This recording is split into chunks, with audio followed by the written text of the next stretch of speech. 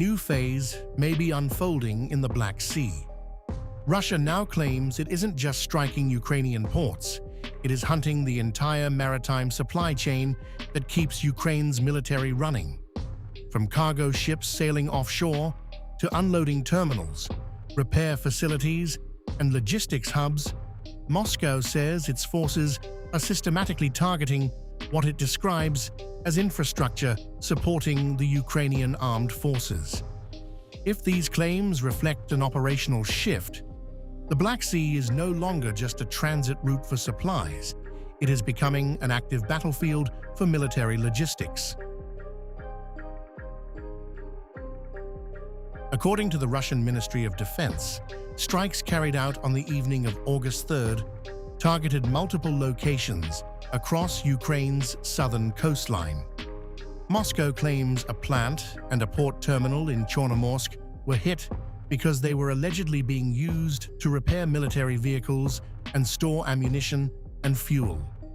It also says dry cargo ships in the ports of Mykolaiv and Yuzhny were struck while carrying or unloading military cargo.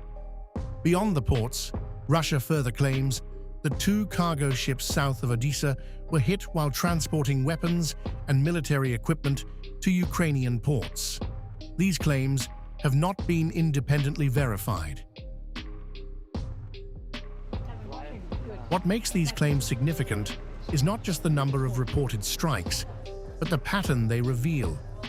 Instead of describing isolated attacks on individual targets, Russia is portraying a campaign against every stage of Ukraine's maritime logistics chain. The claimed targets include ships at sea, vessels unloading in port, cargo terminals, storage facilities, and repair sites. Taken together, the message from Moscow is that it intends to disrupt military supplies before they can move inland to support Ukrainian forces on the battlefield. This also reinforces a narrative Russia has pushed for months, that parts of Ukraine's commercial port infrastructure have become legitimate military targets because they are allegedly being used for military purposes.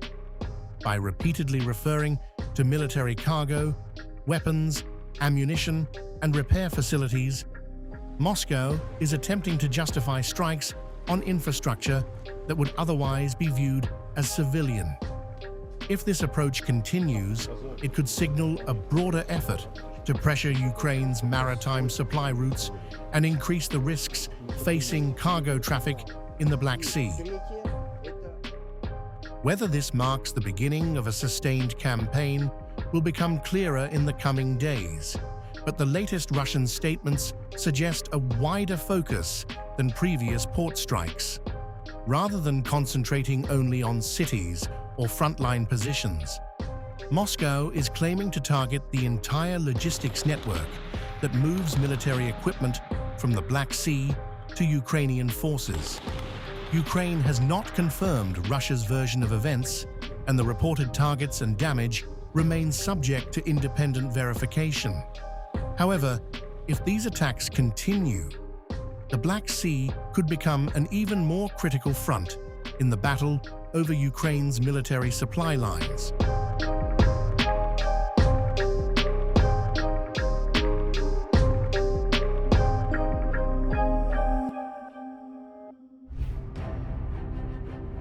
Russia has opened a sweeping multi-front offensive, tightening its grip in Kharkov. As per Russian Defense Ministry claims, forces have established control over Mykolaiv and Ustinovka after intensive operations. Simultaneously, Ukrainian brigades across Kharkov and Sumy regions have come under sustained strikes, signaling a widening battlefield where pressure is being applied with precision and pace.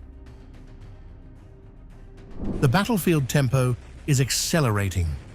According to Russian Defense Ministry updates, coordinated strikes have targeted multiple Ukrainian mechanized and airmobile brigades near Lipsy, Kazachye Lopan, and Stepovoy.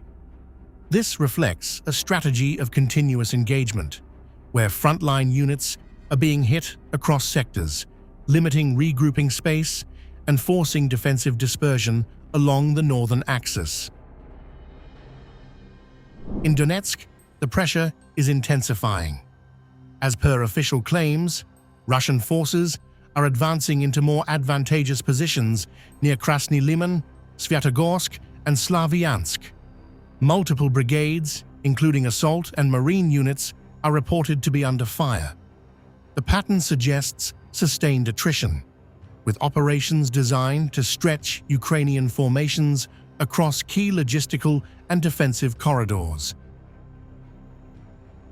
Southern sectors are also seeing deeper engagements. Russian Defense Ministry reports indicate continued advances in Zaporozhye, with Vostok Group pushing into defensive depth near Zelenoye and Novoye Pole. Parallel strikes by the Dnieper Group around Orakov and Novoandreyevka highlight a coordinated southern thrust, maintaining pressure across multiple operational layers. Beyond the front line, long-range strikes are shaping the battlefield. As per claims, aviation, drones, and artillery have hit logistics hubs, energy infrastructure, and UAV production sites across 151 locations.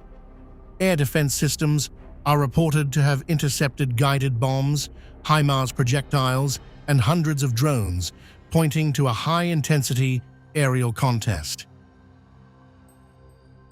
In numeric terms, the Russian Defense Ministry claims significant battlefield impact.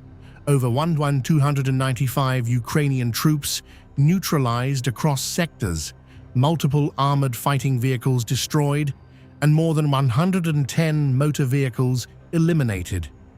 Additionally, artillery systems, electronic warfare stations, Israeli-made radars, 7 guided bombs, 5 HIMARS projectiles, and 651 UAVs were reportedly neutralized, reflecting the scale of ongoing operations.